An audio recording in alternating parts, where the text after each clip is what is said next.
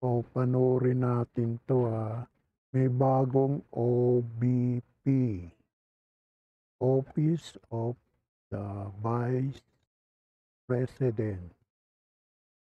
Panoorin natin siya bago. Bagong tagapagsalita ng Office of the Vice President na si Attorney Ruth Castelo na huwag maging attack dog ng ahensya. Gate naman ni Castelo, buo ang kanyang tiwala kay VP Sara kaya tinanggap niya ang posisyon bilang spokesperson sa kabila ng mga kontrobersyang kinahaharap ng OVP. Si Jason Rubrico magbabalita. Humarap sa media sa kauna-unahang pagkakataon si Attorney Ruth Castelo bilang bagong tagapagsalita ng Office of the Vice President.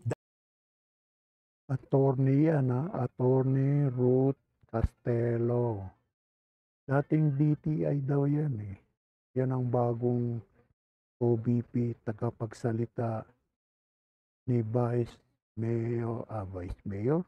President. Panoorin natin. Dati siyang nagsilbi bilang Undersecretary ng Department of Trade and Industry sa ilalim ng Consumer Protection Group. Sa kanyang unang araw sa OVP, agad ay binahagi ni Castelo ang positibong resulta ng 2024 audit report mula sa Commission on Audit. Aniya, tumanggap ng unmodified opinion ang OVP para sa kanilang 2024 financial statements.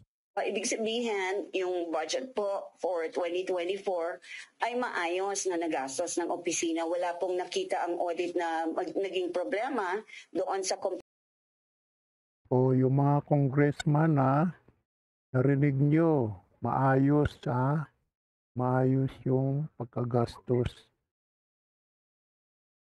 ni Vice President. Kayo, puro kayo tira ng tira sa confidential pa. Sabi kayo talaga.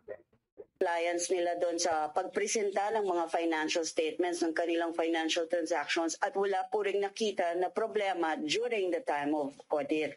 And this has been happening, as I mentioned, for the last 3 years. Dagdag pa ni Castelo na ang unmodified opinion na ibinigay ng COA sa OVP ay nangangahulugan ng pagiging honest at transparent ng ahensya sa paggamit ng pondo. Samantala, sa kabila ng mga kontrobersiyang kinakaharap ng OVP at mga isyong ipinupukol laban kay Vice President Sara Duterte, inilahad ni Castelo kung bakit niya tinanggap ang posisyon bilang spokesperson.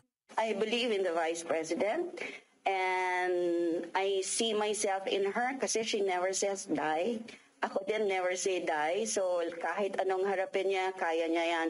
I'm sure she has also, like me, battled many storms in her life. And you see her still Me too, I never said die. Standing, still strong. So I believe po in her, and of course, she is a direct extension of her father, whom I served for the full 6-year term. Kaya gusto ko po siyang matulungan. Ibinahagi rin ni Castelo ang dahilan ng kanyang pag-alis sa Department of Trade and Industry noong December 2023. Ayon sa kanya, ginawa niya ang tama bilang opisyal ng gobyerno, ngunit naging dahilan ito ng kanyang pagiging floating sa ahensya. I left the Department of Trade and Industry in December 2023. And yes, I was placed on a floating status for... Alam nyo kung bakit naging floating status yan? Kasi yan DTI ni Tatay Digong. Hanggang 6 years yan. Kaya pinag-initan tanggalin. Ginawang floating. Grabe talaga itong mga bangag talaga, no? Yung mga sa gobyerno. Lahat ng mga pinasok ni Tatay Digong pinagtatanggal-tanggal. Ginagawa, hinahanapan ng butas.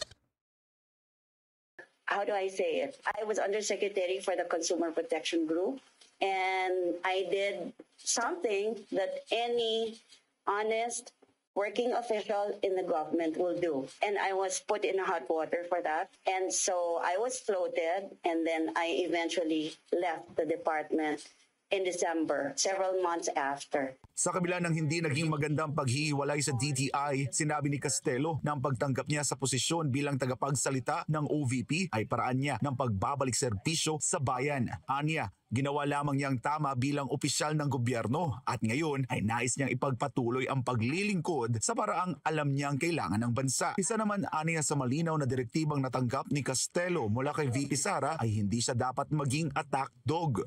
The instructions are, number one, I am not an attack dog. So, not being an attack dog, I will not go on the offensive. I will just report.